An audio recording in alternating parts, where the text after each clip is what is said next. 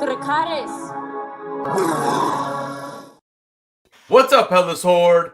Welcome back to another Ahsoka review and breakdown. I am Headless Not Stark. I'm going to be bringing on my co-host Ryan Milky here in just a moment. Episode 7 last night. I got mixed feelings. I still enjoyed the episode, and I still am loving the series. But I have a lot of issues with this episode. And we're going to break this whole thing down. But I know Ryan enjoyed it. And it's going to be an interesting conversation tonight, I think. But again, being critical of the series does not mean I'm not enjoying it. I just want to throw that out there first. Because I do think this is the best Star Wars we've had. And I just have a few issues with it. And we're gonna dig deep tonight. We're gonna dig deep. We got a little sweaty last night. We talked about Egoloth. Like, what? Who's that? Ebeloth. Who's that? So we're gonna talk a little bit more about this stuff tonight. And I just let me bring on Ryan because I know he enjoyed it. There's a poll in the chatty chat. So everybody, tell me what you guys thought. Give me your honest opinion. And I have a poll up on the community tab. I have a poll up on Twitter. I'm going to kind of pull all this data, and I want to kind of see what everyone's thinking about this. So, all right, let me bring on Ryan. What's going on, brother? How you doing, man? How you doing? I'm good, yeah. I was just voting your poll. Yeah, so, I mean, I know we kind of were talking a little bit backstage about, we kind of had different opinions, and you had even mentioned that where, as far as Star Wars goes, we're a little bit different as far as what we expect and what we enjoy. And I think, overall in this episode, I did enjoy it. I had issues. It's funny because so I rewatched it. Like, I literally got done rewatching it like 20 minutes ago, right? The first 15 minutes, I paused it where I started like saying, ugh, what are we watching? I thought the first 15 minutes was fantastic. I loved it. And then there's about another 6 or 7 minutes in there that I really, really enjoyed. But the rest of the episode I didn't really like. And we'll break this thing down. I have it pulled up, and we'll kind of scan through it and kind of go scene by scene like we normally do. But overall, my rating on this one would the last 2 weeks were definitely 10 out of 10s for me. I thought it was probably the 2 best episodes of Star Wars we've had. And that even includes as much as I love Mandalorian, season 2, episode 13, and also episode, I guess it would be 16. That is the Ahsoka episode, and that is the Luke episode. I mean, I love that. And even those 2 episodes in Book of Boba Fett, I think these 2 episodes were even better. When you put them together and you watch them back to back, I think it's so good. Yeah, I just feel like we dropped from like a 10 out of 10 to like I think 7 out of 10. Honestly, is being like nice because I've seen some. So I actually put it 7.5. I gave it 7.5 out of 10. You gave it 7.5, and last week you were 10 out of 10, weren't you? Yeah, I was, but last week, episode 5 and episode 6, in my eyes, watched together, are the best ever produced Disney Star Wars content ever. Yeah, and I agree 100%. I guess the problem I had, and we were kind of talking about this a little bit, my biggest issue with this episode is that there's only 8 episodes. So if this was episode 7 and 12 episodes, I probably would like it more, because I just feel like in this episode, Ryan, that I don't think they moved the story forward. It's not that it's a filler episode. It just, I feel like it's already telling us things that we already know if we watch Rebels. So I feel like it's just honestly, it's catering to those people who've never watched Rebels. They're trying to show you this is what a military mind looks like of Thrawn. This is what we've seen all through Rebels from seasons 3 and 4. I already know that. I already know he's a great military mind. I get it. I don't need to re-see it again. And again, I think it's because they're trying to cater to people who've never seen Rebels, And me as being is that, but I think there's a bigger audience out there that haven't seen Rebels than have. And I think for a live action audience on Disney Plus, I think I would happily say 70% of the people on Disney Plus haven't seen Rebels, I would guess. So I agree. I agree with you. And I think this is where the big misses with Disney and Dave Filoni. Then make this series 12 episodes. Give us the stuff that you're giving us. Because episodes 1, 2, even parts of 3, and now 7, I already knew all this. Or even call it Rebels Season 5. Or, I mean, not even really Rebels Season 5. I already knew this. Like, the stuff that we're seeing on screen, I've seen it. I know it already. And what you're trying to do to me is like you're just retelling the story I already know. Where episodes 4, 5, and 6 was brand new. It moved the story forward. It gave us more information on Baylan. It gave us more information on Shin. It moved the story forward, even with Jason Sedula a little bit, and the kind of the what's the word I'm looking for, the arrogance almost a little bit of Hera, and knowing that she is a top general and she can kind of do what she wants to do as long as she has that permission, which we find out today that she's not going to get in trouble. I don't know. I just feel like I have issues with certain parts of the episode, Yeah, I mean, I just feel like half the season so far, it's like I've already seen it and I already know it, and it's being catered to people who've never watched it, and I think it's unfortunate because if this was a cartoon, we wouldn't have got these kind of episodes. You know what I'm saying? And I don't know. I guess that's my biggest thing with this, and I really hope that video I dropped yesterday about Ezra possibly being corrupted by the Night Sisters or the Night Mothers, if you will. I really hope it's more true now than ever, because right now, dude, I do not like Ezra's character in live action at all. Like, I do not like it.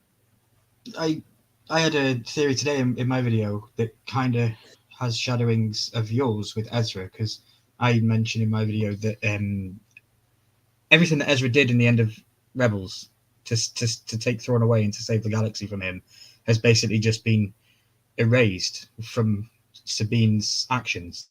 And I think he's going to get annoyed by that when he finds out that Thrawn's still at large. And it's going to be like, well, everything I've just done for the last however many years has been pointless because it's back to square one again. And now all I can do is use Kung Fu Jedi skills, and that's it.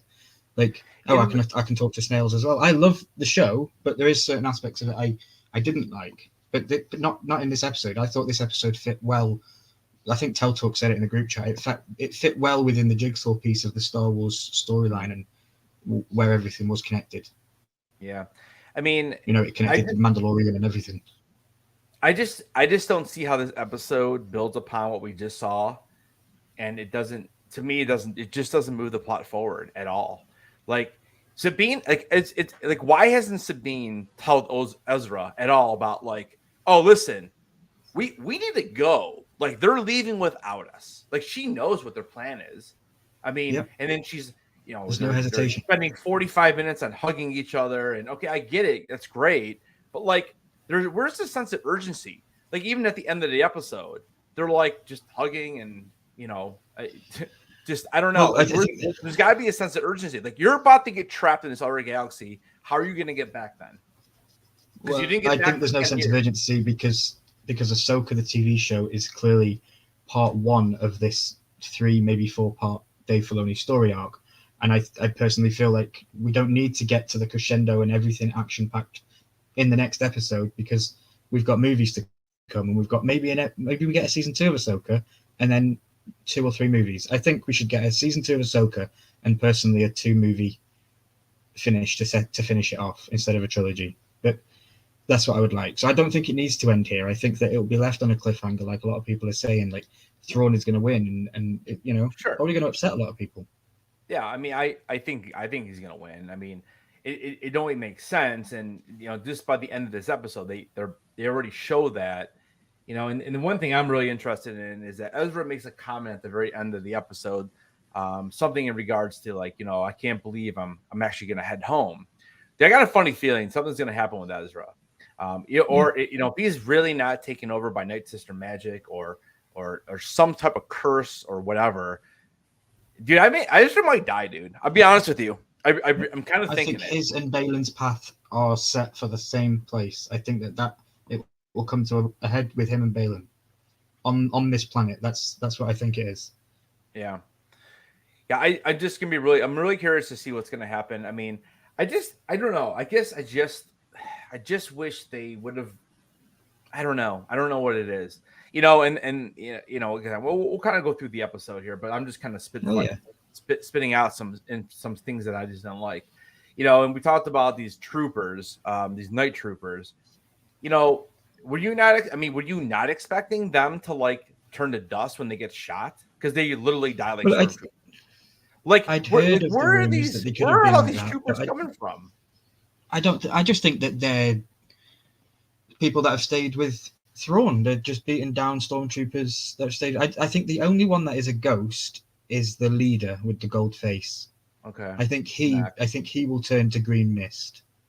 I think he is something to do with the Night Sisters. I also think the Night Sisters might turn on Thrawn eventually once they get away from the planet, because they need to get away just as much as Thrawn's come to them to save them. Yeah. So they're relying very much on Thrawn, and I think that when they get away and they're safe, something might happen. So did they not say that the Night Sisters were originally from the planet that they're on now? Was it Peridia, right? Did they not say that that's where the original planet was they were from? Was their home? I believe they said it was their home planet. Their birth planet. And so I want to know, like, okay, so how did they get the Dathomir then to begin with? Like, that's more information like we just don't know. Like, they've never said that. I mean, we saw them in Clone Wars, and they were on Dathomir, and they had the Night Sisters and Night Brothers, and that's how we met Savage Opress, and they brought back Maul and all that kind of stuff. But like, how did they get there then? Like, what do they use? If these whales, and that's another issue is the whales. Like, I love last episode how they talked about the whales and how they kind of came to this planet, and then basically that was kind of the end of the life cycle, and the ring around it, basically, that's their bones or whatever. And then we see Ahsoka, she comes in, she leaves the mouth, and all of a sudden we see the whales blasting off into hyperspace again. I thought that was the end of the life cycle. So where are they going? Like, it seems so inconsistent. Well, I think they were panicking because of all the mines going off. They weren't expecting those mines, so they got out of there. So where do they go? To a whole other galaxy then? Good point. Like they all blasted away. The sequels. They've gone to the sequels. They've gone to see Palpatine. Yes. I don't know. It seems so. It's just so inconsistent. I don't know. Yeah, I never thought about that. I never thought about where the whales were going. I just thought I was watching retreating for safety.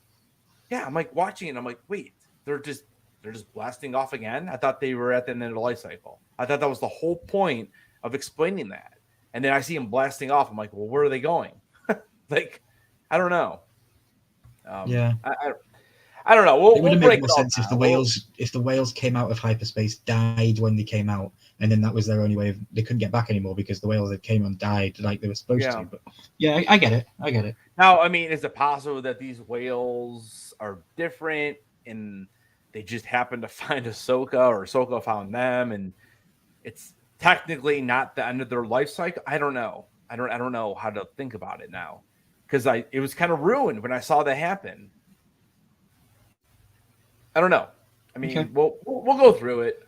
What's going on, everybody in the chat? What's up, Dan? What's up, Umpty? Poppins in the house. Hey, everybody. Umpty, I see your comments here.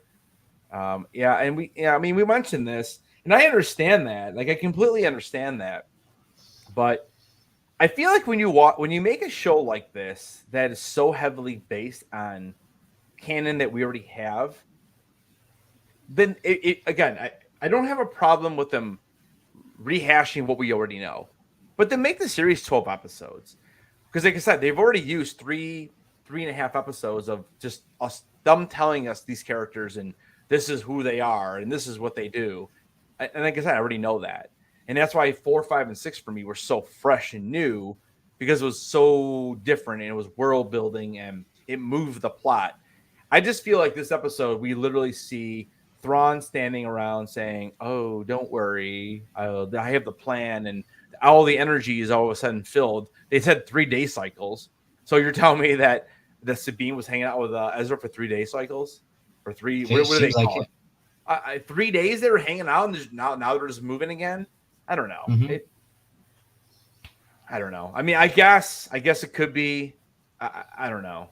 You know, I mean, who knows how long it actually takes them to go through this hyperspace? Because it did seem like Ahsoka was like right on their tails, and we saw that she left like a whole episode later, right? Basically, is that what it was? Yeah. I mean, you know, again, we don't know how long in time, but I thought they hypered into small spot and they hypered again to another spot. I mean, maybe. I mean, they definitely did not say that. You know. Yeah, I believe that they were arriving at the planet because Hu Yang says that he senses that they've slowed down, and then a couple of scenes later they arrive. So, yeah, I don't know. It's a bit weird that they do just jump away, but like I say, I think they were just jumping away for safety reasons because they were being well, yeah, I agree, but it's just, you know, when you see something in the hyperspace, you're thinking that it's not going to just be like, you know, a kilometer away or a mile away or whatever. Yeah, kind of breaks canon law that they had to charge, because I remember in Rebels they had to dive down to the stuff to collect it to even be able to jump to space. Right, so. Right, exactly. And that was a whole other point I was going to bring up later. But yeah, I mean, you're right. Like, isn't that the kind of the point of that whole episode, the call in Rebels? I think was that season. It was either 2 or 3. Mm-hmm. And yeah, I mean, they had to go kind of like a refuel, and these guys were just jumping whenever they wanted. It just reminds me of the sequel trilogy, dude. It reminds me of the Rise of Skywalker when they're freaking hyperspace jumping. It's like they're just making up rules all of a sudden just to make it fit the plot. It just, I don't know. Well, we are in a new universe, so I guess they can get away with it. We're in a new universe, so they can get away with it. Yeah, I mean, well, at least we find out the answer to the question we had yesterday about, you know, is there the Force? Is the Force the same thing on the planet or in this galaxy? So we find the answer to that in this, but that's a whole other issue I have with the episode. So, and let's see what these guys are saying. I thought the episode moved. I don't think it moved the plot at all. I just thought it basically showed us, it cleaned up the Hera thing, which I liked. I liked the way they did it. I thought it was fun. You know, you knew something was going to have to happen. Like, it's not like Hera's going to get, you know, arrested or whatever. So I like that. I just didn't think it moved the regular plot. Like, it's literally they're traveling one way, and then all of a sudden Shin's right there, and they find him, and then they were fighting, and Thrawn's like, "Don't worry about it. I have another bigger plan." And that's basically all that happened in the whole entire episode. And then Ezra and Ahsoka reunite. So I don't know. I mean, I think the most interesting thing is Baylan. I really do. I think in the entire series right now, Baylan is the most interesting character. Like, it's the only character I really care about right now at all. Like, even Shin in this episode, I thought took a complete, you know, side seat to everything else that's going on. Like, I thought I don't know. I didn't like what they did with her character in this. You know, Ahsoka offers her hand to say, "Oh, I can train you, or you can come to our side." And then they just let her go. Like, what? she stabbed Sabine and almost killed her. What? You know, 7 days ago or whatever the heck it would be in this, you know, time frame. I don't know. It's kind of weird to me. Yeah. I'm kind of with up to that. Tell me how Baylan. Yeah, I mean, I don't know. Tell me how Baylan bested Ahsoka twice now, and Ahsoka kind of bested Anakin Vader twice. Yeah, I don't know. I mean, it's interesting. I personally think that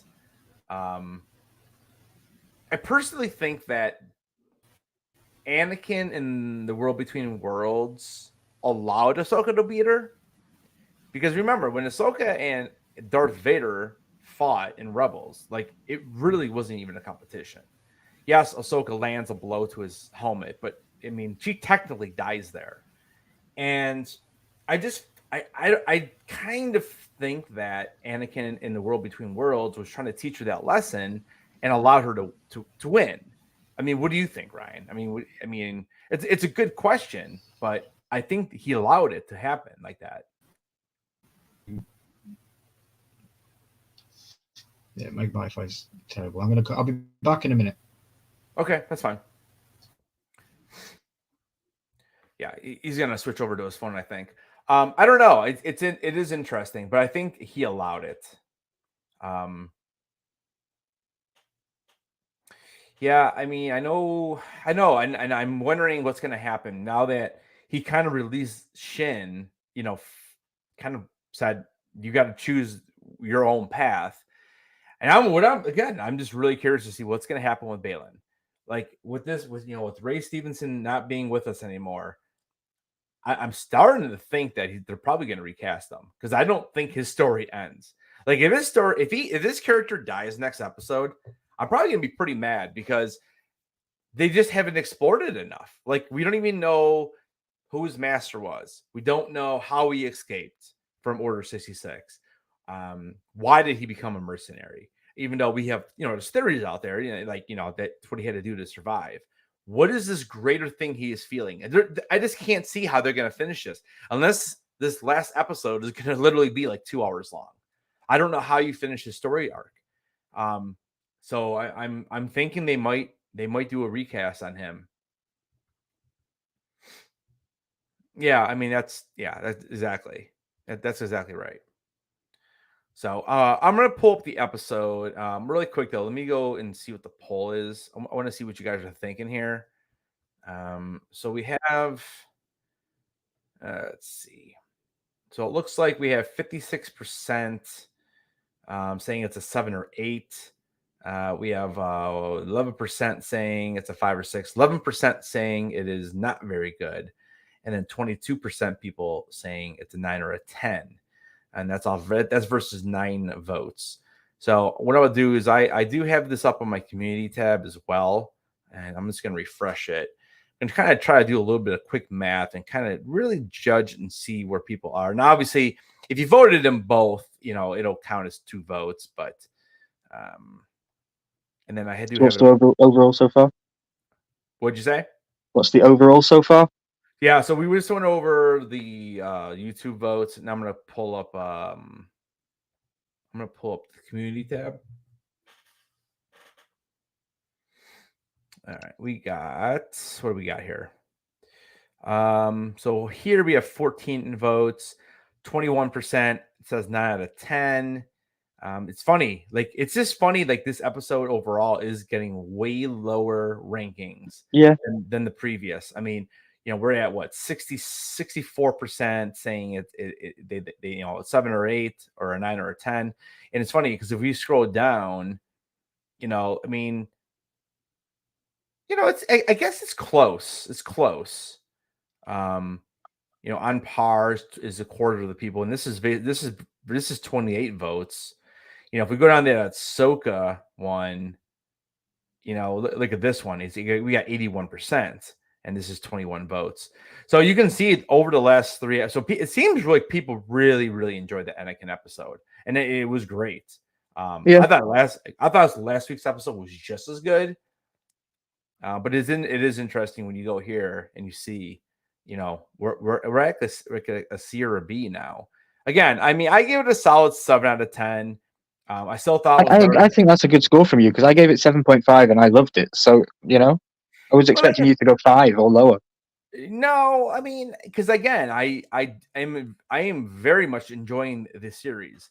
I just have a few issues with this episode because I just personally don't think it moved the plot forward enough. I don't know, and then over on Twitter, again, you can see most people right here, we're looking at like 90, pretty much all the votes were between a 7 out of 10. We actually had no votes. Now there's only 7 votes in the poll. Usually that hits a little bit harder overnight. We kind of reset it here and see. Yeah, I mean, usually I get about 20, 25 votes on Twitter. So this is really low. And I did put it out only, around 10 a.m. this morning. So, but I mean, if you add it up, it's probably, I would say it's can you not see Twitter? Did I not pull that up for you guys? Did you not see Twitter? Yeah. No. Yeah, I might have clicked the wrong button. What's good, Anthony Blaze? There you go. So there you go, right there. Okay. So again, all 100%. Again, it's only 7 votes. Usually by like tomorrow morning, I'll have many more votes on this.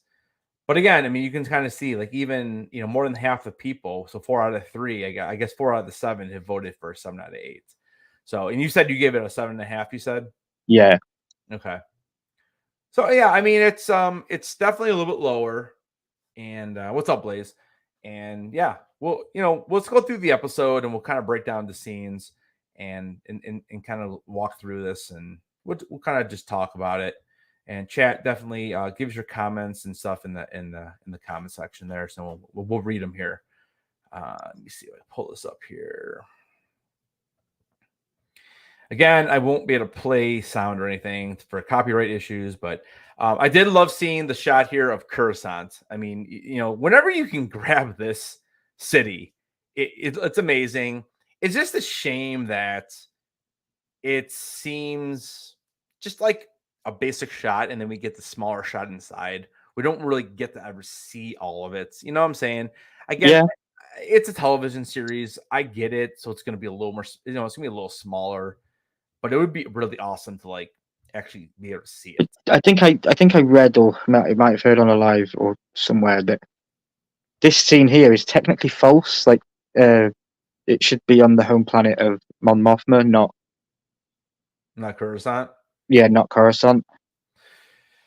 So that's what I heard. That this meeting room that Mon Mothma is in charge of is on her home planet, not Coruscant. And we're at Coruscant now, so did they just mock up this room for this scene? I don't know why it's in Coruscant. Is that fan service? Just because C-3PO could then be there? Because why would C-3PO be on Mon Mothma's planet if he wasn't in Coruscant? Well, why would C-3PO be on Coruscant? I mean, just because it's a hub, it's a main hub, it's a Jedi thing. It's kind of like where the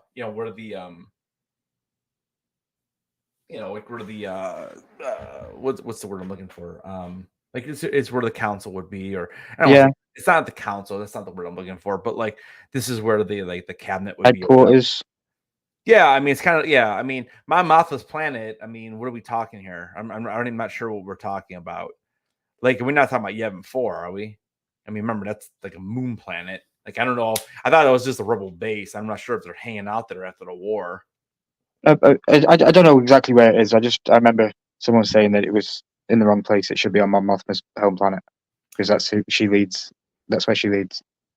I honestly I don't know. I mean, we really haven't seen her. Like we saw her in this series. I'm trying to think. Was she in any Mandalorian? I don't think so. We saw her in Andor, but Andor happens before A New Hope, so you can't really take that into consideration. I'm not really sure, but I mean, this was fine. I mean, it was fine. They had to do something, right? I'm actually not expecting Hera to even be in the next episode. Like, I feel like this is the end of the story for her season, and it's kind of unfortunate because again, Hera was probably my second favorite character, and these last couple episodes, she's basically just been kind of pushed to the side. I didn't get the headgear in this. Why is she still wearing the headgear with no goggles? Did you notice that she's got no goggles? She has no goggles on. Yeah, she's got no goggles on her head. She's got headgear on, but no goggles. It's weird. Oh yeah, you're right.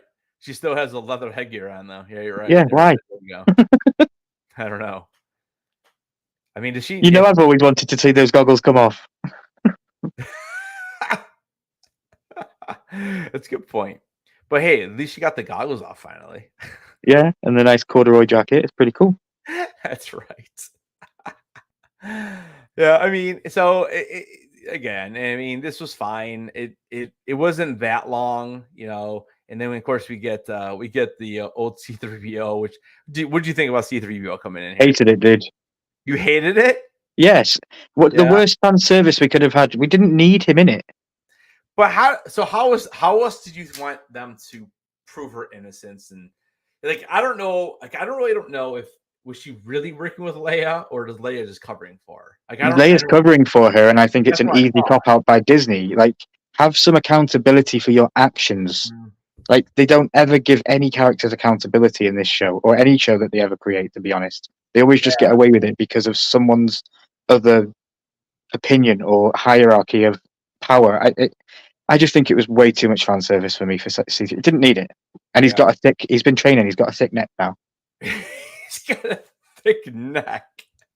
Have you not seen it, dude? Well, he looks awfully short when he's standing. Like His neck. Yeah, look at this. He does have a thick neck.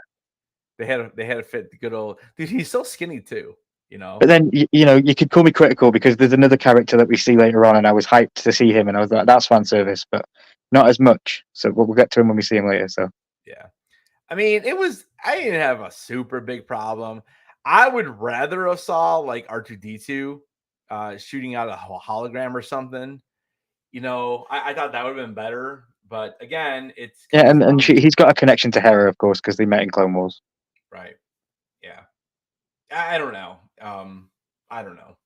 I didn't have a super I didn't have a big deal. This wasn't a big deal to me. I thought it was fun. It wasn't like too long. I mean, what are we in? We're in 5 minutes, almost 6 minutes in. If you take away the credit, or not the credits, but you take away the recap and all that, this is probably like 5 or 6 minutes total screen time, and I didn't have a problem with it. I figured they were doing to do something because I mean, we haven't seen her. Did we see her last episode? I think it was 2 episodes ago, right? Yeah. We didn't see her at all last episode. So they had to do something. And I really don't think that we're going to see her in the last episode. So we're not going to see, there's no more Chopper. I don't think we'll see Jason. We're not going to see her. I don't know. Okay. I still would have been better for me if it was R2D2 and then we saw a hologram of Leia saying something. But again, that costs money, and this costs. They could have just used Billy Lord as a body double. Like they've got her daughter. Yeah, but you still gotta drop that, Well, it'd been cool to see Billy Lord's character in what's the heck's her name? What's Billy Lord's character's name? I have it right here.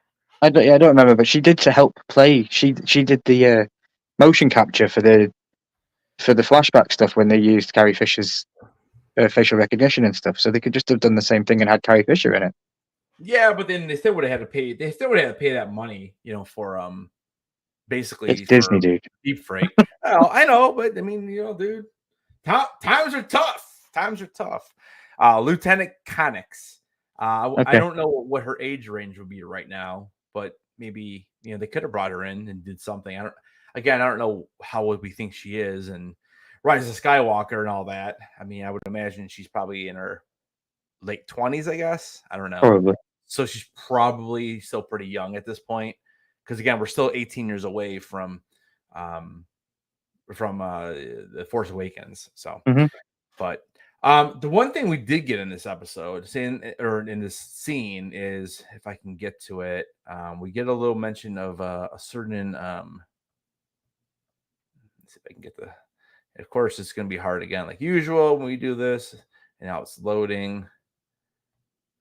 And I have the titles on how real.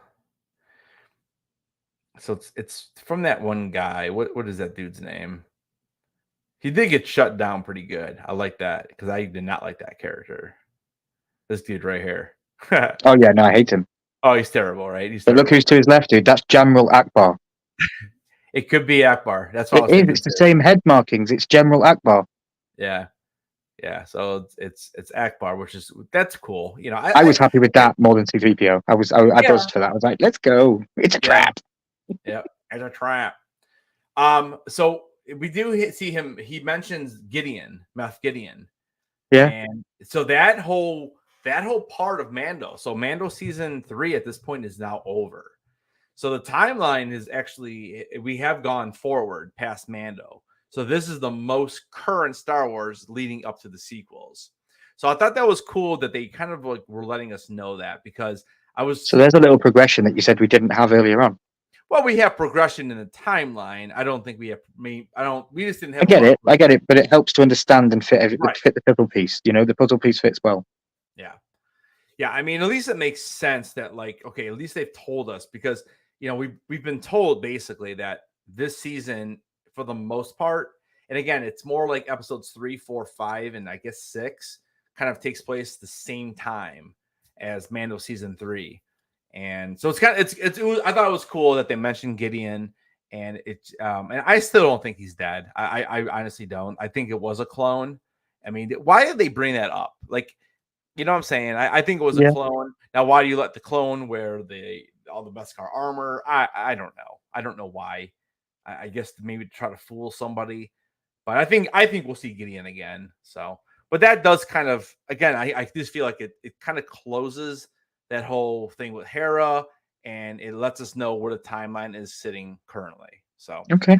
I didn't really have a big problem with it. I didn't have a problem with 3PO. I thought it was fun. So again, I would. I think we will see Jason again. I think we'll see Jason in the finale picking up his dad's lightsaber. Oh, that would be an interesting ending, that's for sure. You know. So we get to the pergola after the opening credits, and we see that they are now at the end of. I'm trying to think. So at the end of the last episode, they talk about Thrawn is talking to, I think it was the Night Mothers, that he wanted to make sure that they saw any space whales come out to basically take them out. So it looks like they plan these mines, these space mines. Now I don't know where they got them. Who knows? But they made these space mines, and once they get out of hyperspace, they kind of start blowing up. But I think before that, we get what's my favorite scene, and we get a little Anakin Skywalker. And he's just before we go into the Anakin stuff, I did read that the mines that we saw are a trick that Thrawn has used before in the books. He apparently did it to the atmosphere surrounding Coruscant, and it was a political move, and it was to stop trades getting in and out of the city. But what he did was he tricked the whole bureaucracy with the mines, because he only had 100, but what he had done is he had cast thousands of projections next to a couple of them, and they didn't know which way to go, so it stopped a lot of the cargo and stuff. So what I read, it's a known trick of Thrawn, so that was a nice homage paid to people that have read the books. Okay. Well, that's awesome, because I completely forgot about that part. And it's been a long time since I read these books, but I love that. And so that, I mean, at least it covers something that people know of. But again, it's funny how we have to have a whole episode on them showing us Thrawn's military mind and how smart he is and how he can outmaneuver opponents without actually like picking up a weapon. But then the mind thing, we're supposed to just assume that, oh, he must have just had these on the ship. Yeah. Again, that's the information that I think is more important than telling us that he's got a great military mind. I don't know. That's just me, though, I guess. So yeah, no, I get it. But yeah, I mean, what do you think about this scene? So I think that what Anakin is saying, I'm almost positive that this is either from Clone Wars season 7 or it could be Tales of the Jedi toward the end. But I feel like I've heard all these lines before. So I think it's in Clone Wars. We see a scene of Ahsoka listening to a tape from Anakin. Okay. And he's training her, and he's telling her. I think he's training her the fourth form, which is the double-handed backwards thing that she does. Yep. And yeah, I love this scene completely, because I even said in my breakdown, she's now trusting Anakin as a mentor again. She's not afraid when she thinks about him and stuff like that, and she's learning from him. I think it was brilliant. Oh, I loved it, and for me, this is the best part. And again, it's hard because like a lot of people are like, oh, because it's fan service, you got Anakin again. Well, but at least this makes sense with the story. Yeah, he's with her now. Yeah, I mean, like, well, it's a hologram, so he's not technically there like a Force ghost projection. True.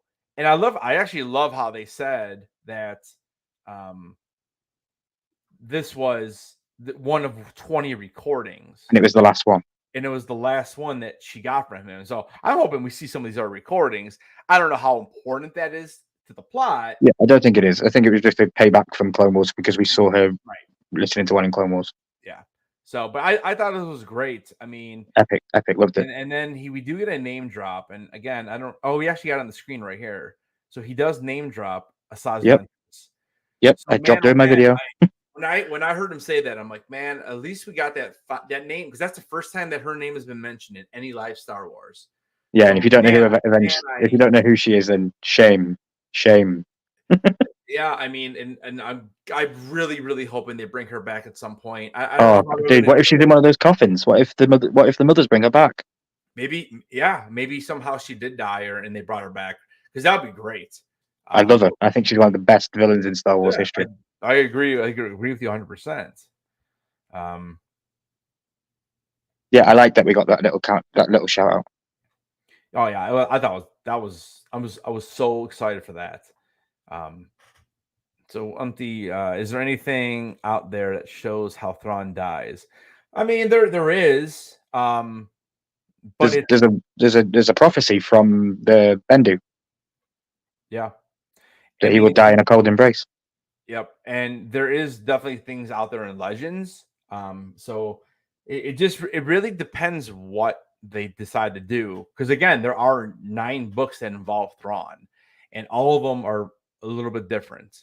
You know, there's almost like 3 different stories to a point, even though the Thrawn we see in Rebels is not the same Thrawn that we see in like the Heir of the Empire books in the 90s. It's a different type of character. I would say the Thrawn we see in Rebels is most closely to that second trilogy. That it's Alliances. I'm trying to remember all 3 books. It's called Thrawn Alliances, Thrawn Treason, and then there's another one, and I couldn't remember it last night either. But then there's a newer set after that. So I feel like the Thrawn we see now is closest to that middle group. Okay. But like you said, Ryan, like there's different parts that they've taken already with the mines and everything like that from all of the trilogies. So they're just kind of trying to I think they're just trying to blend it all kind of into one character and to kind of see what they come up with, I guess. I mean, I don't know. Yeah. You know, I think for a fresh view, and if you haven't watched the Clone Wars stuff, I think that they're explaining Thrawn very well. Last week we got to understand his military might, and this week we got to understand his conscious mind and his intellectual being of how he deals with things. Yeah. And you can literally clip that, go back in time, and show it me when I had my opinion on Thrawn at the end of Rebels, because I hated the guy. I thought he was the worst bad guy in Rebels. I thought, this guy's rubbish. He hasn't got a lightsaber. He doesn't do nothing. But now, 7 episodes of Ahsoka, badass guy. Love him. And that's because they've explained it well to me in live action. Hugh Yang again, one of my favorite characters. Oh, the robot, that droid crushes it. So we're here at this point where they're doing the whole mine thing, and we kind of get I'm trying to find the jump for the whales. I don't know. I might have skipped it already, but anyway, they've already gone. Yeah, I think they already skipped. But basically, Ahsoka decides to take the ship, and they're taking. So again, this is the Jedi cruiser or her Jedi space shuttle or whatever the heck the name of it is. I got the Lego right over here. What is it called? It's called the T6 Jedi shuttle. And so basically she decided to take it into this ring that's made up of all these whale bones or purgle bones, and basically just kind of decides to try to hide. Just like the Millennium Falcon would do. There you go. And I love it because Thrawn at one point in the episode, he says that's what the Jedi do. They hide. And I feel like that's a little shot at Obi-Wan Kenobi. Yeah, I'd say it was.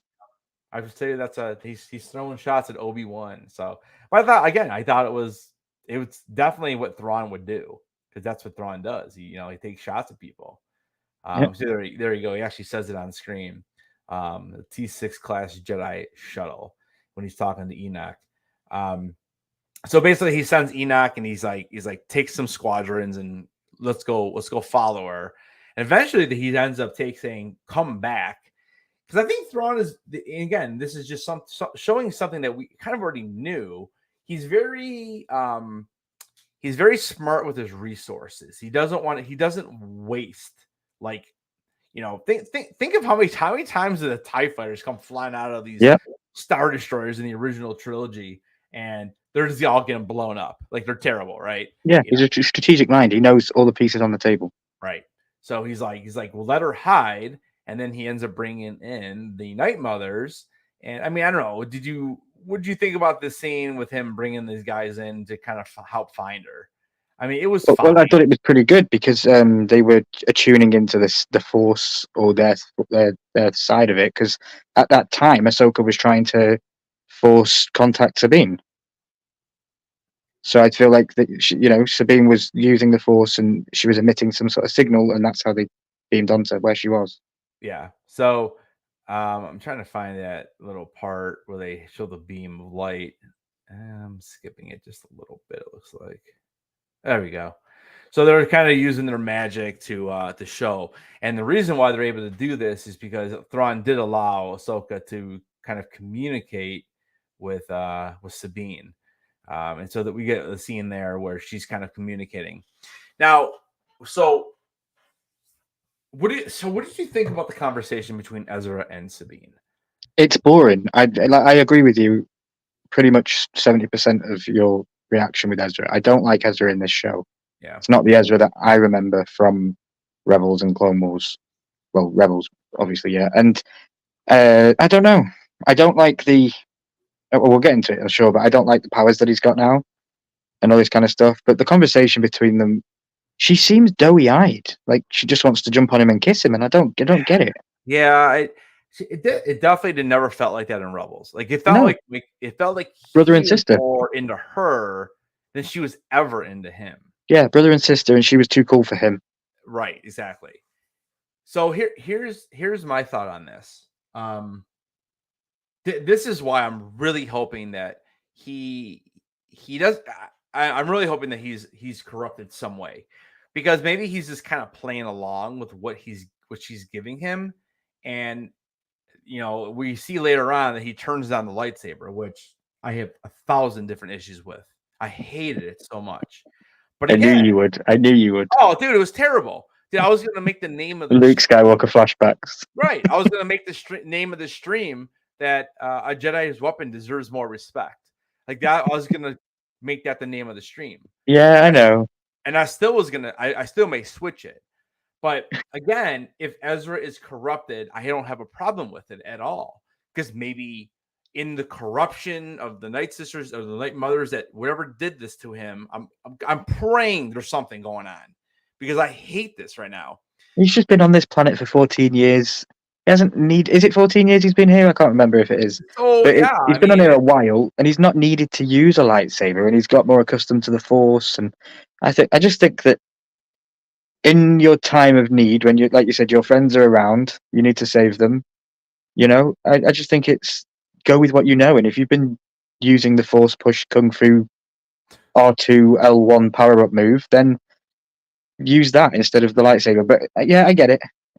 I know that they did that to annoy fans. They must have. Dave must have known what he was doing that.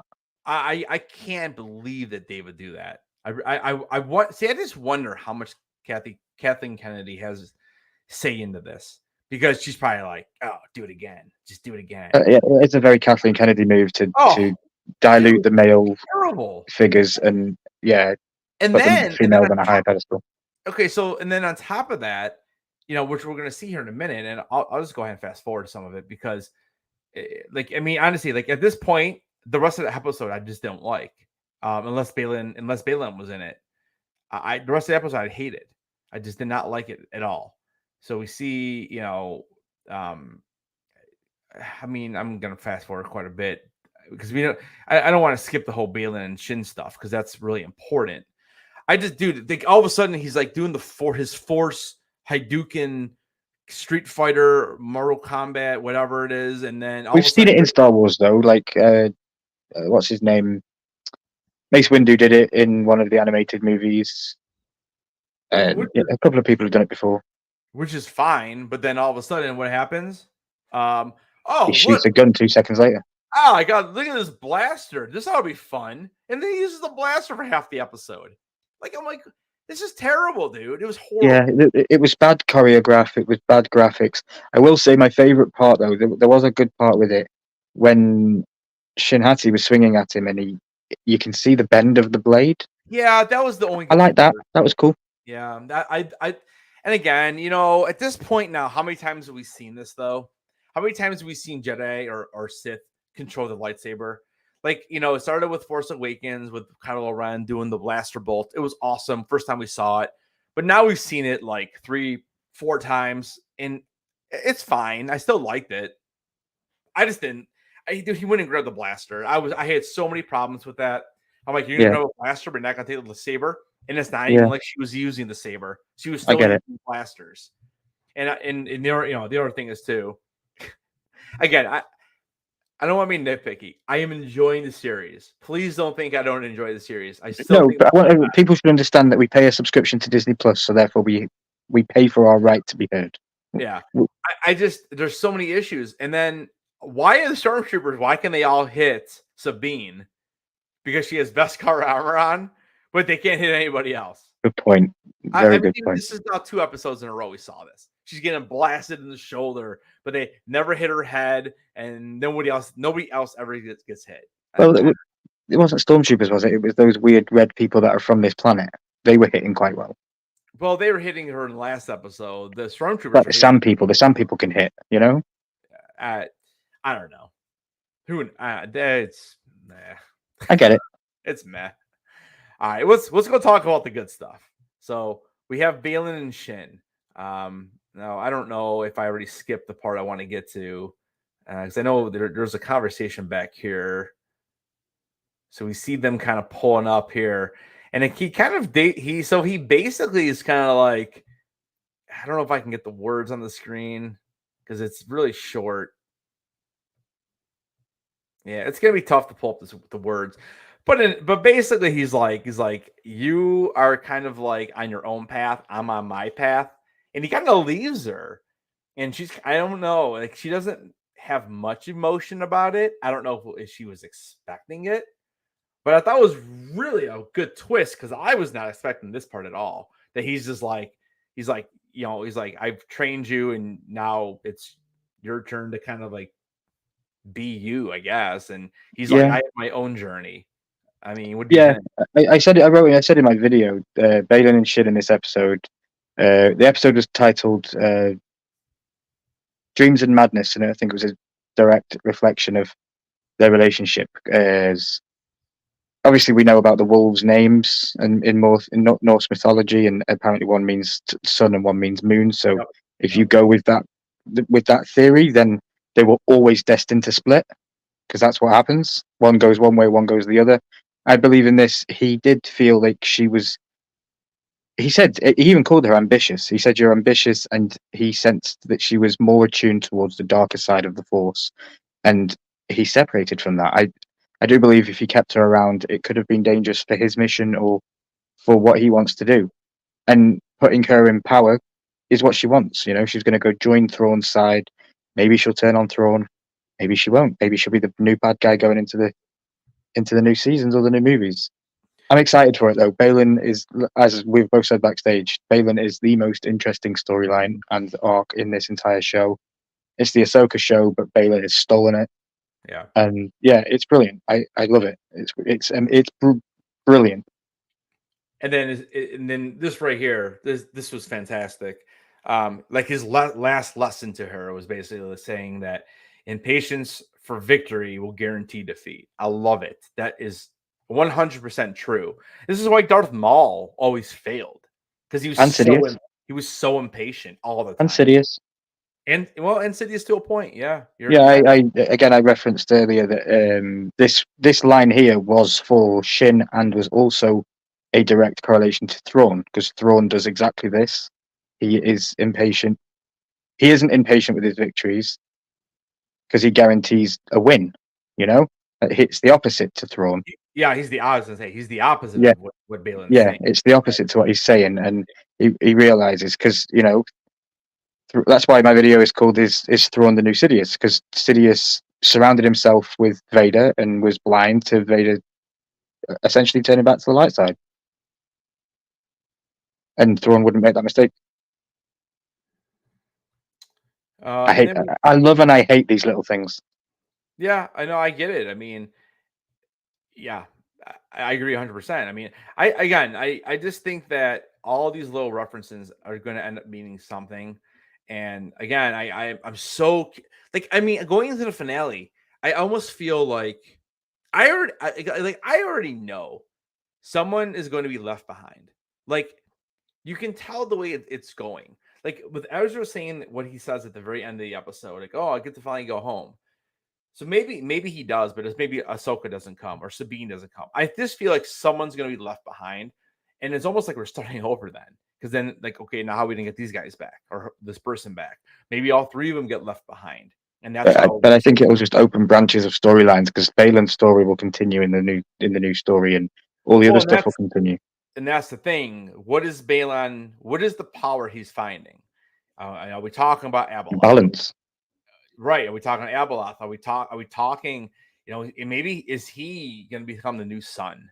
I don't know. I mean, there's so many different things that can happen. I just hope that it just doesn't get cut short, and I hope we actually find out.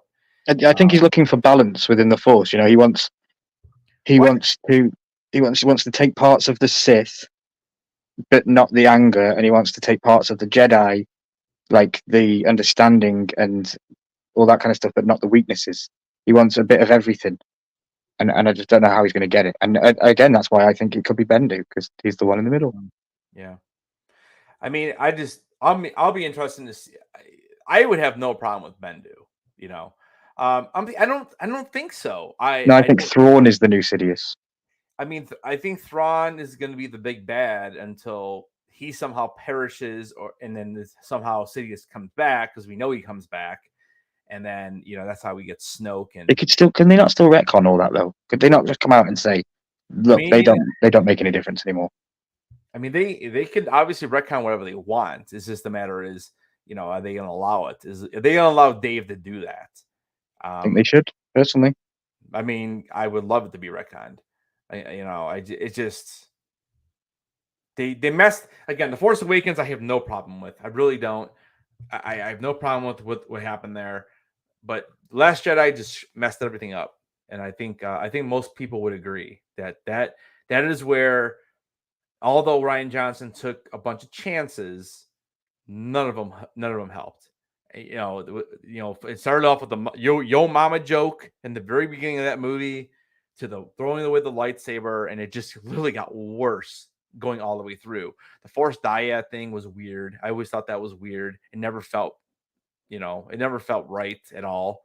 So where do you stand with them connecting this world to like the Zepho stuff and the stuff that's in the Survivor game? Because a lot of the hieroglyphs behind on these temples is pretty much matching the same stuff. So yeah, it's really interesting. Unfortunately, I never finished either one of the games yet, so I've kind of not looked into that very much because I didn't want spoilers for the games. Okay. Obviously, if we find out and that's mentioned, then it's gonna be a different story. Then I'm really gonna dig deep. As far as I know, the temple that we see them walk out of last episode is an exact temple that you play in the game. So it's Peridia in the game, because remember we looked at. I don't know if Peridia's in the game, but I know that as the Last Jedi guy, Cameron McConaughey, who plays him, you apparently, what I read or seen on YouTube, you directly play in that exact tomb. And that's okay. So I'm gonna have to revisit that game because I never finished the first one, and then the second one came out, and I ended up playing that, and then I just never. I think I got to like the second or third planet, and then I stopped because I was all in on Hogwarts. and I literally haven't played video games in like a month again, so it's been a while. But I don't know. I've kind of tried to stay away from that because I don't know it, because I'm not that far in the games, so I don't know. But I've seen videos posted with that theory. I don't know. It'll be interesting, And we talked about yesterday too with the little symbols on Balin's like his wrist. Yeah, I looked more into that. That's very interesting. Very interesting. And I feel like that's got to be something. Like how are they gonna? There's no way they can do a Thrawn movie trilogy or even a single movie and not have like Han and Leia and Luke in there. I don't understand how you can not have those characters in a movie like that when they were so they were so prevalent in those books, in those original drawn books and everything. And I saw another crazy rumor. I don't know what you think about this. I saw another crazy rumor though, saying that Shin might be like, maybe not have the name, but might be the version of Mara Jade. Okay. I mean, now granted, she's not an assassin. I mean, she's more of, I guess, what they call her, a mercenary. But it would be interesting, and I'd be all right. I'd be down for that. I'd be all right with that too. Yeah. Should we move on with the slide? What'd you say? Should we move on with the slide? Yeah, and then so we basically then at this point we get the big battle. I don't know. What do you think about the battle? It was better Very, very Western. How they were like moving around in circles, and they've been following that for a long season though. It's very Western style. Yeah, I was annoyed a little bit because I'm like, Ezra's making these jokes. Like, I get it. That's Ezra's. He always did make jokes. He did, but like, I mean, we're talking like he's like 12 years older now. So let's say he left when he was 16 or 17. So the dude's almost 30 years old. I mean, I don't know. Wouldn't your mind be corrupt if you had to talk to talking snails? Yeah, I guess. I guess it was fine. I didn't love that he was wisecracking all the time. Like, I feel like every time he opens his mouth, it's like a joke. And I don't know. I mean, yeah, it was okay. The fight the fight itself and with them chasing them was okay. I didn't like that scene where she jumped out the ship and then instantly just stands in front of Balin. I was like, come on. I know. Yeah, I mean, and it looked a little wonky, to be honest with you, when she actually jumps out. I was trying to. Yeah, and then dives down the hill. Yeah, it looked a little. The CGI wasn't great. I thought it looked all right, but yeah, it was. You could tell. I mean, it's right there is when she kind of does it. Mm-hmm. I don't know. I mean, I can try to play that. Yeah, no, it's really hard. There you go. She jumped out there. Yeah. Oh. I mean, that's that one flip that looks a little odd, but I mean, it's fine. Again, we're being a little nitpicky, but yeah, no, I liked it. It was good. But yeah, she does end up running right into Balin. So did you see here? Go back to that scene there.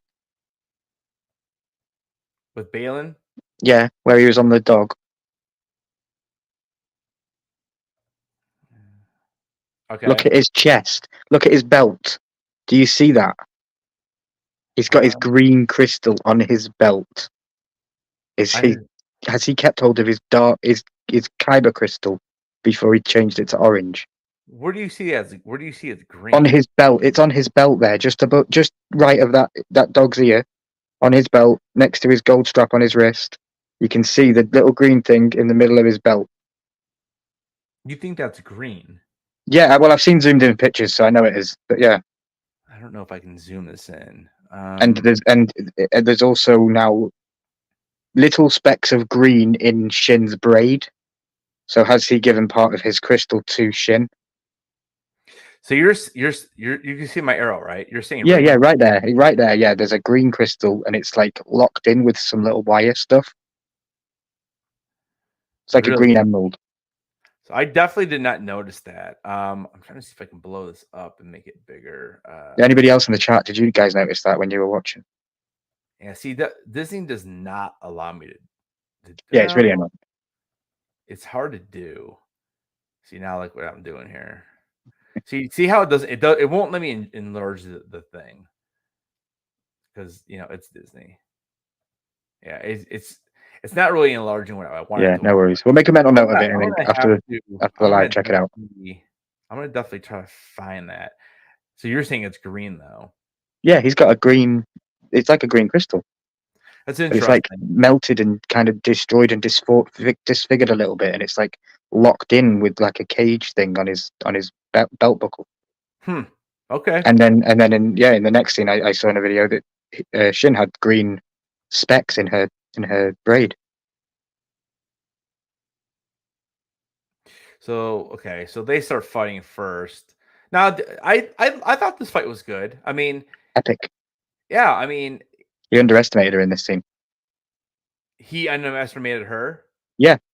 Yeah, I agree, and I think that if she wasn't so concerned about trying to get to Ezra and Sabine, she probably would have defeated him in this fight. because I think Yeah, a lot of people are saying that she beat him twice, and I don't think he did. Like, she nearly had him at the throat. I know he was holding her hand there, but she nearly had him. Yeah, I think personally that I think that she would have won that fight, and I think that she was more concerned with trying to get to these guys. But I thought the fight was good. You know, And then the choice with him to follow Shin or whether he was to, walk away the other way, which was a good choice. Yep. And then we finally get to Plant pot see, bad guys. They look like plant pots on the head. and then this is the scene you're talking about. Loved it. Ezra is kind of like not even, he's just kind of just dodging the lightsaber beam, which was cool. I liked it. I just thought, like, he kind of comes off to be like, oh well, I don't need a lightsaber, so I was expecting, I guess, more out of him with this force judo. Yeah, like remember that blind guy that didn't use lightsabers as well, and I think it was was it Rogue One? He was like a blind monk. Yeah, I guess I was just thinking more explosive. I guess, I don't know. I mean, it was fine. I would rather have him not have picked up the blaster, honestly, but. And then here's where we get our ship here, and so what actually fires on them? Yang. So it's the Jedi shuttle that actually takes the shots. Yeah, Yang comes back around and shoots. Yeah, and again, it's tough to find exactly the scene I want, but and they're still fighting with the sabers. Anyways, so that kind of, and then we kind of see her run off, and then eventually she ends up, coming and saving. And I love this look right here, because he's just like, what should I do? He's like, do I continue my own mission, or do I go ahead and go back and try to finish off the job? And I think at this point he's just like, I don't want any part of like what is happening with these two groups. Yep. He's kind of on his own little mission, and that's what he's going to focus himself on. And again, most curious about what's going to happen with him more than what's going to happen with everybody else. Like, I mean, do you think there's any chance that Ezra or Sabine die? Yeah, there could be. I just said earlier in this live stream, I believe that Baylan's path and Ezra's path are destined to collide, and it will happen at the end of this season, I believe, and it will be don't know if it'll be the downfall of Ezra. I think I'd be okay with Ezra dying in the end of this, and going forward with no more Ezra. And Ezra's whole life as a Jedi and story is literally rebels personified. Yeah, I mean, what I want to see, though, I guess, is, do you think that? Well, I mean, I have to believe it's going to come out that Sabine is going to tell Ezra at some point, like, I made the choice to come find you, and this is why Thrawn is now going to return back to the the regular galaxy, or whatever you want to call the galaxy. But I mean, I call it the known galaxy. The known galaxy. And then, so how is Ezra going to react to that? He's going to be pissed, dude, because, like I said earlier, everything he did at the end of Rebels to save the universe and to save the galaxy by banishing into the unknown with Thrawn has now just been retconned, basically, by Sabine. And I think he's going to be annoyed, and I think it's going to cause a rift in their relationship. I really do. Yeah. Again, that might be the as far as that group, that might be the most interesting storyline going forward, to see how that's going to play out. Yeah. So we heard Ahsoka laugh in this episode. I was a bit weirded out by that. Yeah. So here we kind of see that he's planning this attack on them. Yeah, he's playing Halo Reach. Yeah, that's right. So he's basically telling them to kind of surround them, and so we get more fighting and all that. But what I did like as well was he knew every number on the battlefield, but there was only two people that he was really concerned with: Ahsoka Tano and Baylan. Yeah, and he noticed that Baylan was no longer there. Yeah, and I think that's I think that's the main reason why he ended up calling back the troops, because I don't think he really cares about killing them. Like, there's no way that they were living on the same planet. Now, granted, he's in the Star Destroyer, right? He's what they call the car. I think it's called the Chimera. So he's living on the Chimera. So I don't know if he's actually living on this planet, which or just in the vicinity. Right, but like you're telling me that he couldn't find Ezra in all these years. This is why I really want to know what happened over the last like 10 to 12 years. Like Yeah. they've been there for a long time.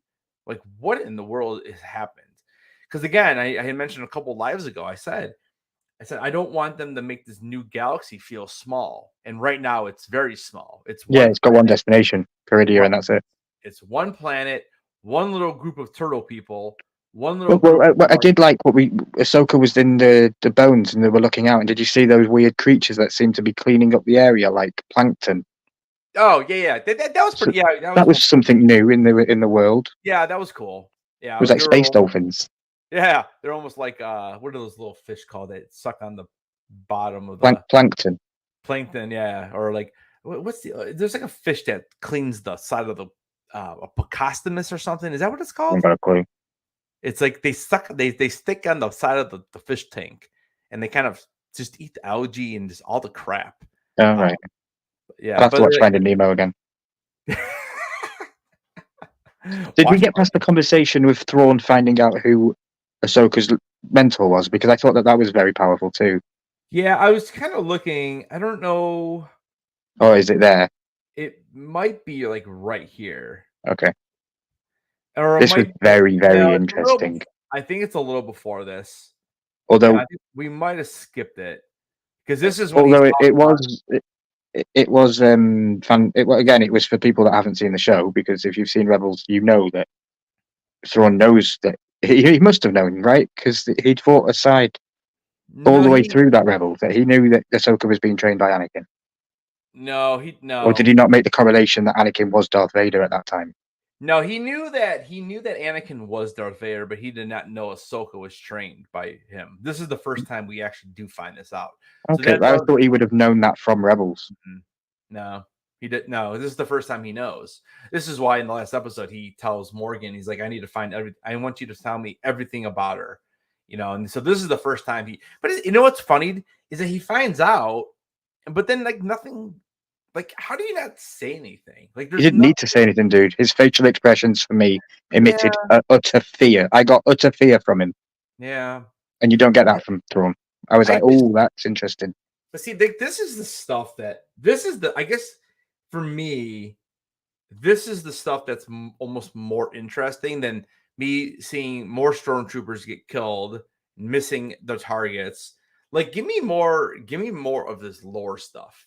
Like sometimes I just don't know if these shows I understand action is good, and but think back to A New Hope and everyone Andor. You didn't get much action in Andor, did you? No, but Andor's terrible, so we're not going to talk about that. That's just boring. Like that. That's just my problem with Andor is I just don't care about any of those characters because I know most of those characters are dead. Like it just didn't matter to me. Whatever. Yeah, no, I get it. No, carry on. I didn't mean to put you off what you were saying, but yeah. No, but I'm just saying, like, in all these series that we're getting, and not that we get lightsabers in every single episode or even lightsaber battles, but dude, like look at Empire Strikes Back. Luke ignites his lightsaber, twice? And then we get the battle with Vader. Actually, he doesn't even ignite his lightsaber twice. No, he does, because he cuts his feet loose from the Wampa. And then we see Han ignite it to cut the Tauntaun. But like that's so short and just there's a reason for it. And then we see the little instant in the cave with him versus Vader, which is basically him fighting his own fears. And it's very, very brief. And then we get the nice big battle at the end, and then we get the huge reveal. I just like why, like, I don't know. I just feel like when a show is only 30, it's like 36 minutes, right? 37 minutes if you take away the credits and all that.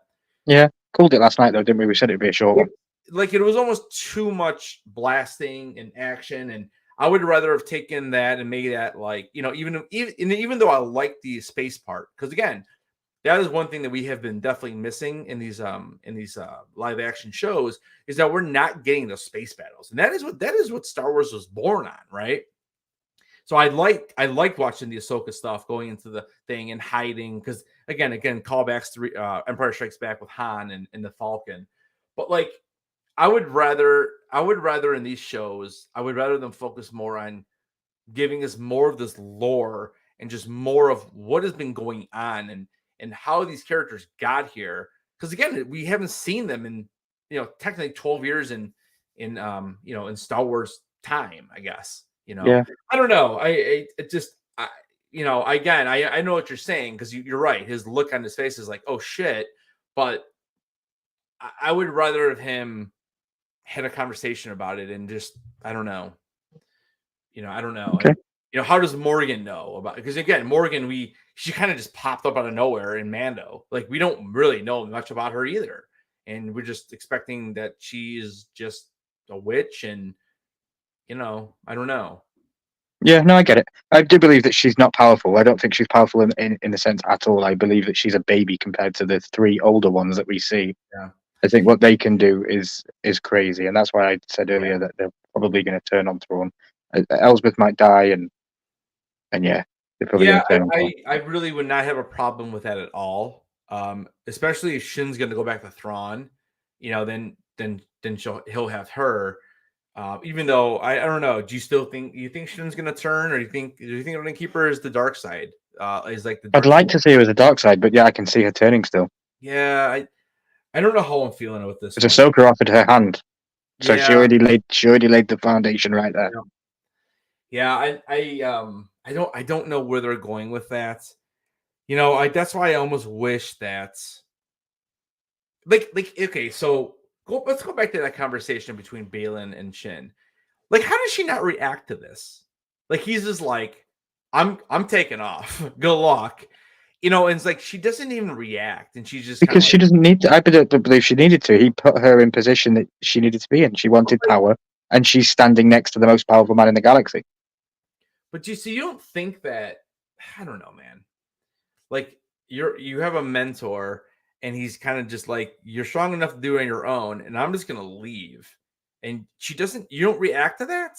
Like, I'm just gonna go continue this fight. I don't know. I wouldn't. I get it. I get what you're at. You want them to be more of an emotional connection between the two of them, but there never has been. It's always been master and apprentice, and he's taught her lessons, and she's learned from them. She's still alive, obviously, so it's working. And I do believe that she wants power. She wants to be part of the dark side of the Force, and yeah, like I said, she's where else is a more powerful place than standing next to the man? With a lightsaber, when the guy doesn't use them. I have never seen. I don't even think he's Force sensitive, so like she'd be able to just slay him like calamari fish, It's a trap. But yeah, I think that she is now going to be one of the most powerful baddies in the franchise moving forward, and that was what she wanted, or maybe that's what he promised her. Maybe we'll get flashback scenes of those two. This made me laugh because if you count these vessels going in, it was like you only needed 100. And it said it was going to take 3 days. The number was going up in 2s, so it was going 2 at a time. Yeah. And he has about 400 stormtroopers. Why the hell did it take 3 days? Yeah. I mean, and this was the master plan, was basically to have them go fight a few of his stormtroopers and waste their time. Yeah, to recover all of the dead Night Sisters. Yeah, no worries. We're almost done. Again, I mean, I liked it. You liked it? Yeah, it's Thrawn at his best, dude. Yeah. It's him manipulating his enemies. He was holding back. He will never, ever underestimate a Force user again, a Force sensitive being ever again. He did that already. Yeah. He'll never do it again because he did it with Ezra, and look what happened. Yeah. And then, yeah, it's just everything. I think it's Thrawn to a T. He sends his people out. He watches what they do. He learns from how they behave and what he even says it. Not like the old Jedi, or it felt like the old Jedi. Yeah, together, solid, unity. That's what it felt like when they were fighting, and he was watching it, and that's why he retreated his men. Because he's like, okay, I've learned enough. Ahsoka is strong, and she's come back, and she's more reliant. And I think he was relying on Sabine's hope on finding Ahsoka. Ahsoka's hope on finding Sabine. Sorry, he was praying on. Yeah, no, I agree with that. I think that once he had the Night Sisters come and try to relocate Ahsoka, I think it's because he was using that connection. Yeah, that's why he kind of. And that was part of his master plan. He was just watching. Yeah, no, I get all that. I guess I just again, for someone who's never watched Rebels, I think it's good. It shows something. I just think that we've seen Thrawn at his best in Rebels, and this plan just isn't even nearly as good as some of the other plans that we got to see him. I agree. But again, I understand like they're doing it for people who have never watched it to kind of show what a mind, what kind of mind he does have, and he's not like you said, he's not a villain that is going to be Flippy dippy doodahs. excuse me. Yeah, I mean, and he's not the kind of villain that thinks himself as a villain. He thinks he is going to go back to the galaxy and make it a better place. He doesn't view himself like Vader did. Vader's like, listen, we're doing whatever we want. I got the Empire. I got the Force. I got all this. We're gonna destroy planets. We're gonna basically rule. Thrawn doesn't believe that he's like that. He thinks he's going to make the galaxy a better place. Yeah. Now, granted, all these other people don't agree with what he's going to do. And granted, we don't even really know what his grand plan is because we've never, he got kind of stopped. But again, I like it because it is a completely different villain. I mean, you got to have somebody on his side with the saber and the Force. Like, I don't know how you could possibly defeat the Jedi if you don't. Yeah, because Sidious never really used them, did he? He used the electricity and the Force in that way, and he really only used the lightsaber to mock the Jedi. Yeah, I mean, but he was so. I still think Sidious. I think was one of the most powerful beings there was, and I don't think he needed to use it. And I think that's what George was going for. Like, you have Vader who has a lightsaber, and you have all these Jedi who have lightsabers, but Sidious was so powerful he didn't even need it. And if Vader doesn't turn, he probably kills Luke. To be honest with you. Yeah. So, I mean, Sidious. Even in Revenge of the Sith, we see Sidious and Yoda battling. I mean, Sidious kind of beats him. I mean, straight out. I mean, he does kind of defeat Yoda, in hand-to-hand combat. I mean, granted, no one dies, but like he easily takes him out and he escapes. And then Yoda's, cowering away in the vents or the ventilation or whatever. So, yeah, I don't. It's like I said, it is. I like it because it is cool to have a different type of villain. And then, like you said, this is kind of where this is right before she runs away, actually. So I also like the correlation with the balance that I mentioned earlier, because like even Pretoria or whatever the name of the island is, I can't remember the name of the planet, but Thrawn, Ezra, and all those guys want to escape it, and then you've got Balin and the turtle people. They want to stay there, and it's like there's a balance of why is it so dangerous if Balin wants to stay? I don't but hopefully we get those answers next episode. Hopefully, like Abeloth would be a cool thing if she turns up and starts destroying the planet. Okay, then that's why Thrawn wanted to get away. I understand. So, but I don't know if I'd be happy with Abeloth, because then I don't know who that is, even as watching Rebels. Like, okay, now who the hell's this?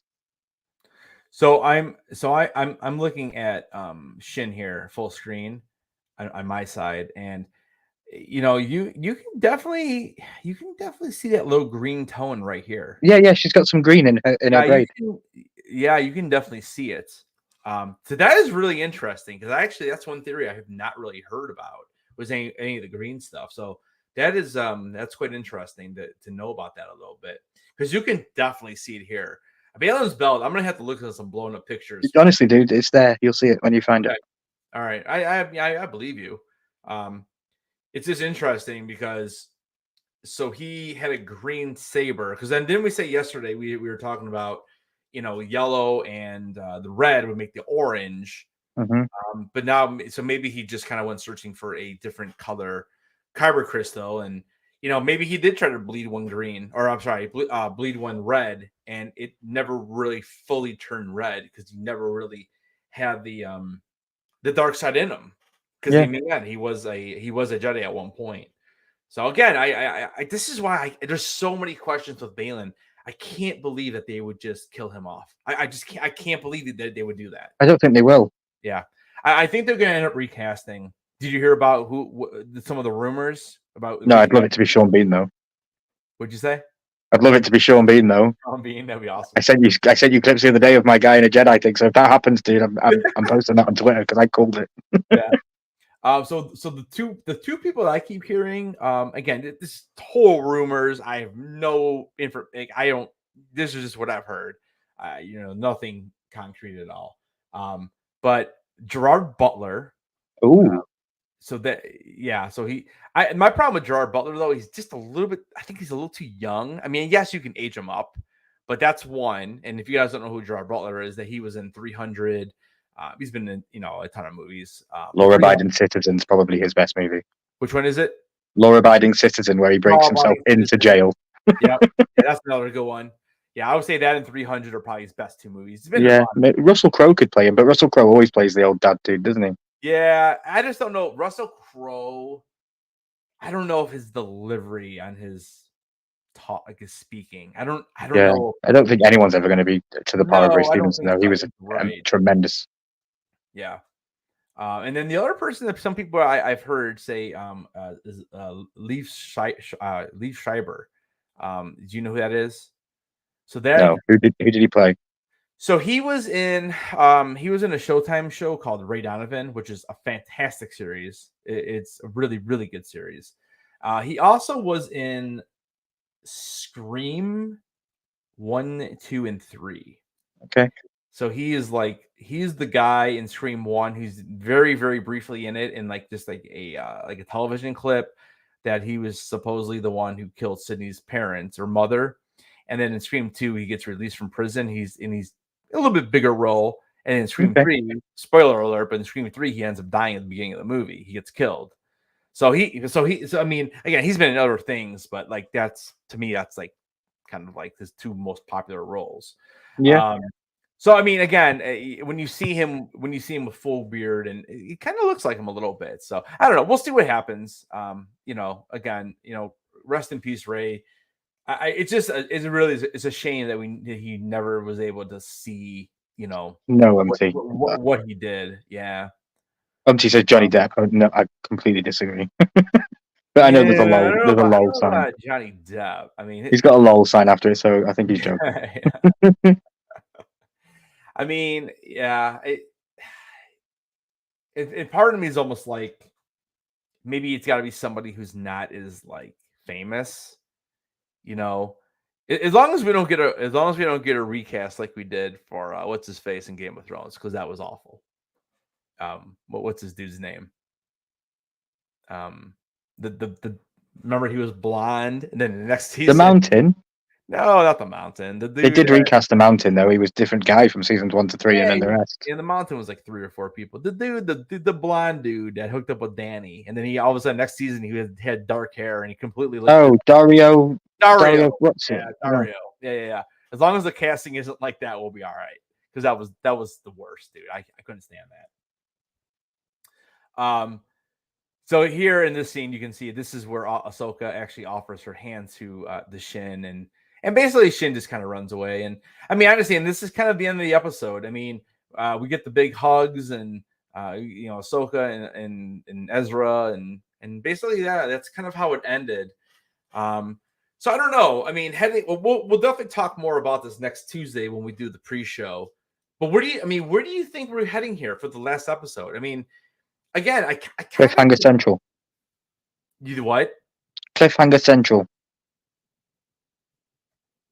The biggest cliffhanger in Star Wars history. It's going to make people so annoyed and so oh my God, I've got to wait for these movies now. But that's what Star Wars needs to do. It needs to hype up people getting back into the movie theaters to see these new shows. Yeah. Well, I mean, and I don't know. It sounds like these strikes. I mean, the writer strike is over. It looks like the actors might be done next week. So, I mean, I don't know. I mean, I don't know how much they filmed. The next thing we're going to get is probably Skeleton Crew. And at this point, we probably won't get it till the spring, even the summer, maybe. I don't know. I mean, I thought it was supposed to come out in December this year. So, we've been delayed now. So basically June, July, August, September. So almost 4 months. So, yeah, I mean, we're looking at April or May at this point. MT says, do you think anyone will leave the galaxy? Yeah, I believe everybody but Balin and Ezra will leave the galaxy in the next episode. So you think Ezra's gonna not leave because he's gonna go off? He's either going to die or he's going to have to stay behind, or choose to stay behind and walk away from them because of what Sabine's done. Yeah, I something's gonna happen. It's just that line that he says, "Oh, I'm glad I get to go home, to get back home," or we can't wait to get back home." And I just feel like it's a total Star Wars thing to do, to like have someone build up that much hope to go, and then boom, you don't get to go, or like you said, or maybe he gets to go but Sabine stays. You know, the more and more I think about it, I think Sabine might end up getting stuck. I really do. Like a lot of people kept saying Ahsoka. I don't know. I'm starting to think it might be Sabine over Ahsoka at this point. But again, I like your theory with Ezra going off the Balin, because it just gives that character more story, because that's what I think I would say. And I'm probably gonna put a poll out tomorrow, because I'm really curious to see what people want. Like, do you want more story of Balin, or do you want more? What's the thing you're looking most forward to? Like, what if it's Ezra that's being? What if Ezra is the thing that Balin is being drawn to? Because Ezra was on this planet, and that's why he wanted to get there. Maybe it's Ezra he wants to get to. Maybe Ezra still has this Jedi holocron, because we don't know what happened with that. Well, sorry, the Sith one, because we don't know what happened with that. Why would he live? Why would he leave Shin there when they knew they were heading right there to him? Because he knows Shin's getting away. He knows the plan of Thrawn now to get off this island, get out this planet. So that's probably his way of saving her. Instead of taking her with him to his death, maybe he knows he's going to his death. You see what Umpty said? I would love that. Yeah. And then we get next year. I don't think so, though. I think it's very hopeful, but yeah. I'm thinking the big cliffhanger may. I don't know. I mean, it's weird, because at the end of the episode, they definitely seem like they're not really in no big rush to like get out of there. And I need the last one to be 90 minutes long. Dude, it has to be over an hour. I need 60 minutes of actual footage, and then the rest can be intros and outro. Just give me 90 minutes of playtime. Again, if every episode was an hour, I probably the show would already be over. Well, it should have been 8 hours. The whole thing. You know, we got a couple episodes were in the 30s. We had a couple. Yeah, we're on about 6 hours something, aren't we? So yeah. Yeah, I mean, we're probably about 6 hours right now total. You know, give me 2 more hours, and like 2 hours it's a stretch. I think asking for 2 hours. No, I think 90 minutes. I'm saying if it would have been like 8 hours total. Okay. Like, then maybe I wouldn't have had as many issues with this episode. I guess one of the big problems I have is that this is like the second last episode. This is your penultimate episode, and to a 3-part story that's only on part 1. Yeah, and I just don't think enough happened leading into the finale. Unless the finale blows us away, we'll see. Maybe we'll look back on this episode and be like, that was much better than we thought it was going. That much better than we had thought it was. We'll see. We'll see what happens. You know, I agree. There's a ton of questions, and there's only one episode. And you know that's why even if there was 10 episodes and we had an episode, but then but it builds the hype, doesn't it, for the shows and the movies? Like I say, there's people are going to come out with this series with so many questions, and it's just going to hype and build up the fandom of what's going to happen next. Yeah, I mean, and I want them to call it the Rise of the Empire. Star Wars Rise of the Empire. The new movie? Yeah. Not Heir to the Empire? Like Heir to the Empire. Yeah. I don't know if they'll use the same title or not, but Umpty, Skeleton Crew. So Skeleton Crew is basically supposed to be about Jude Law's character is another surviving Jedi from Order 66. And he's off in a different galaxy, and he kind of trains young people to be Jedis. It's kind of like it's almost like a Willow show. Yeah, I mean, it's kind of like what Luke did in the expanded universe, where he started that Jedi temple. That's the weird thing too. Is like all this is going on, like, and Luke's just kind of like, yeah, I'm just building over here. I'm building a hut. It's kind of weird. you know. Well, in Dave Filoni we trust. So I think next week we will be joyful, and we'll forget about the negativity of this episode. Yeah, like I said, it's not. I don't even consider it negativity. I call it more like Disappointment. disappointment, because we just again, in my opinion, it just did not move the story along enough. Like it's literally been like Thrawn had mentioned, it takes the 3 day cycles or whatever, the 3 moon cycles. I can't remember exactly what the word he said, and it's like 3 moon cycles, which is basically 3 days. right, and that's kind of what we just saw.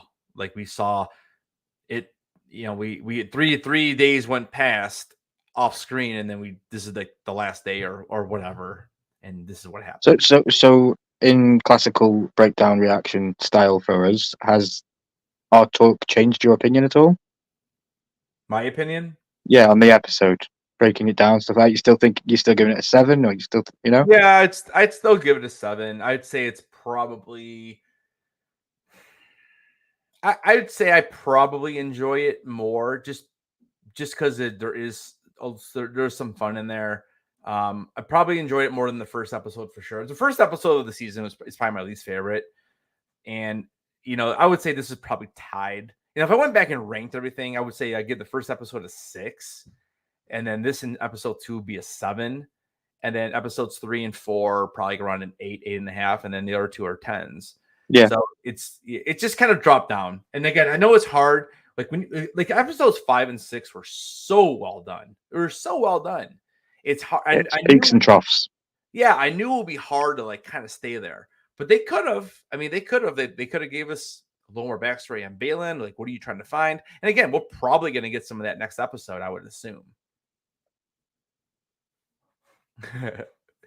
There you are. Yeah. But yeah, I mean, we'll see. I don't know. I mean, I'm still excited. Am I as excited as I was last week to get to the next episode? But I guess knowing too, it's the last episode and the last breakdown we'll do. I mean, I know we'll talk about it here and probably the next couple of lives or whatever. We'll definitely hear some rumors, and now with the actors getting back, we'll get some news on this. Yeah, if the Horsemen are an hour late next week, it's just because I'm washing my hair. I'm not watching Ahsoka or anything. Don't worry about that. That's right. Why are you late? I was just washing my hair. I was washing my hair. Yeah, dude, you see this beard? I have a lot of hair to wash. But, I don't know, Ryan. We've been on this thing for like almost like an hour and 40 minutes. Yeah, an hour and 40 minutes. So this is much longer than we usually go. But again, I think there was a lot to talk about. Next week might even be longer. We'll see. Again, it should be. It's the finale. Yeah, I really hope that we get. I really hope it's like an hour. That would be really nice. So, but all right, guys. I think there's no other questions in the chat. I think we're gonna get out of here. Guys, make sure you guys check Ryan's video out he dropped today about his personal review on the episode. It's a really good video. Let me drop the link in the chat. Yeah, maybe you can get a mod to drop that, or if you want to drop it. I've just dropped it. It's there. It's in the chat. Okay. So yeah, definitely check out Ryan's video. And go ahead and go over there and subscribe. And we'll be back on Tuesday next week. Around it'll be 7:30 p.m. Eastern, and we'll be unless you're a Patreon, and then you can come hang out with us on Saturday. You still have time to sign up. Yes, Patreon and channel members. We are doing our Patreon hangout on Saturday at 9 p.m. Eastern. We're just going to play some games. I know I have a giveaway for you guys, so I'll be hooking you guys up with something there. And again, if you are a Patreon or a channel member, when I hit 1K, you were entered into a very, very special drawing for that. And we'll definitely be doing you're what, 4 away now? 4 away. So I'm at 996. Yeah, that's what it says right now. Okay, 4 away. Nice. I love it. Thank you so much, guys. May the 4th be with you. There you go. I like that. But yeah. So, anyways, we're gonna leave, and you guys have a great night. Thank you again. I'll be dropping a video probably. I usually been dropping on Fridays because I kind of make them on Thursday, then tweak them and then drop them. So I'll be dropping something on one of these crazy rumors.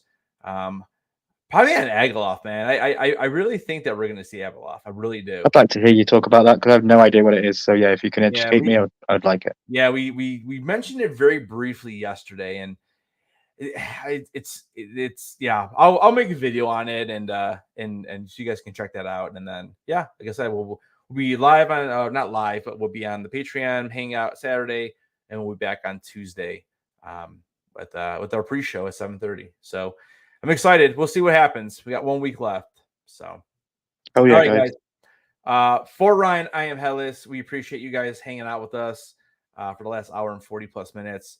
And don't forget, stay milky, keep those heads on, and we'll see you guys in the next video. Have a good night. Bye.